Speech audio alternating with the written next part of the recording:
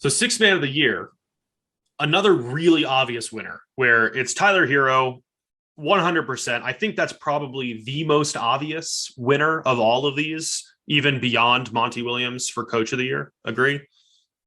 Yeah, I mean, and it just, he didn't even come close to like not meeting the quote unquote criteria. It's 10 starts as we record Yeah. this. That's just so, yeah. And there is some stuff where it's, oh, what can he be part of every single one of your closing lines? Just you look at the numbers he's putting up and the method by which he's got there. There's no contest here. Cameron Johnson, really obvious second place finisher. I mean, he is the piece who kind of like puts Phoenix over the top as a defender, as a floor spacer who is just unbelievably deadly from the corner. There's a little bit more ability to put the ball on the floor this season, create for himself, create for others. Far and away the leading second place candidate. He is, I don't have anything to add aside from the fact that people need to watch his defense because it's solid enough to the point where if he doesn't elevate you, he doesn't hurt you. And there's a distinction in that, but it's also really important to have someone who's been this lights out from three. Probably if you were going through a long list of most improved players, he could make it looking at his shooting percentages this year. What I actually would say about it is I'm just curious to see what he could look like in a larger role because of the sort of on-ball flashes we've seen. He's never been necessarily consistent with it, but sometimes he finishes these drives or he hits these like off the dribble jumpers and it's like, okay, whoa. And I'm not saying he's going to be priced out of Phoenix, but with having already paid Bridges, CP3, Booker could be Supermax eligible, extension eligible this summer. You have Ayton's free agency on top of Cam Johnson being extension eligible. We might get to see it. I hope we don't. I'd like to see this team stay together, but I'm curious to see as Phoenix's roster changes. Maybe we see Johnson in a bigger role with the Suns or elsewhere. Who's your number three here? I'm curious to see if we. This is the tough one because I think there's a case for Jordan Clarkson filling that volume shooter role. I know that neither of us usually default that way. Kelly Oubre Jr. has a case, but I'm going to go with Kevin Love here. Averaging 13.4 and 7.2, shooting 38.4% from three on 6.4 attempts per game. He's been a solid spark plug, shown some signs of like that old vintage Kevin Love, been an important veteran presence for a Cavs team competing quicker than expected. Granted, Cleveland has been 3 points per 100 possessions worse when he's on the floor, which isn't a huge selling point in a sixth man of the year case, but it's also been operating at such a higher level than expected that it is still outscoring opponents when he's on the floor, even if the performance is ultimately getting worse. So to me, he was kind of the least bad of the leading third place candidates. I didn't view him as the least bad. I just think he's been good. And he was also my third pick. So we have an identical ballot here. I think, fun fact, by the way, Kevin Love has played in more games for the Cavaliers than anyone else on the team.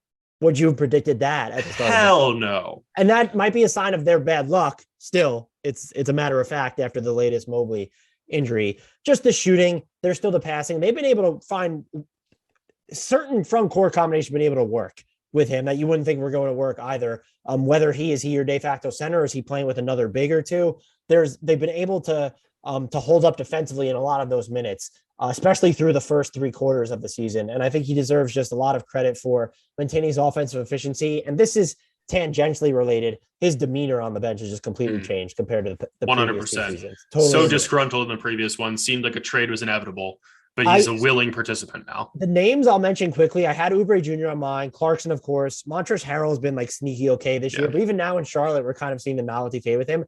My actual fourth, and I almost put him ahead of Kevin Love. Gary Payton II in Golden State might be just the things he does defensively and the way he can move off the ball on offense, but specifically defensively.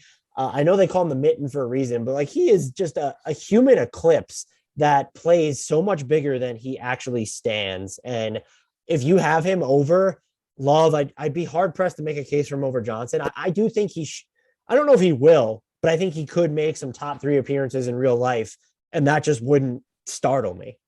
I'll be honest that I didn't even consider him because we typically look at scoring first and foremost in the sixth man of the year race. I wish I had in hindsight because he might be a better candidate for number three than Love. That defense has been so impactful throughout the year and has allowed Golden State to try so many different lineups, especially while the stars have been hurt. And I know a lot of people were like, oh, look at how they sort of folded without Draymond Green. It was like they kind of held up defensively for a long time. There was a point where it sort of flipped, but like they were holding up defensively without him for a while. And GP2 was a big reason why. But as you said, you are kind of drawn to the more of it. And if we should have laid this out at the beginning. I'm just making what my ballot is. I'm not even predicting who would win. If I had to say, if I'm trying to think if there's any deviations here, probably not yet. I think everyone I pick probably should win, but I guess we're going to get to most improved player now. How's that for a transition? My pick is not who I think is going to win. So it's that type of situation. And I could put GP2 in the top 3, but I think just the body of work from Kevin Love, and there is the inherent volume of what he does on offense relative to like GP2 being way more complimentary and having to work more off the ball than Kevin Love is going to. We're just not being as big a part of the offense. I'm not going to argue though if you have him over Kevin Love.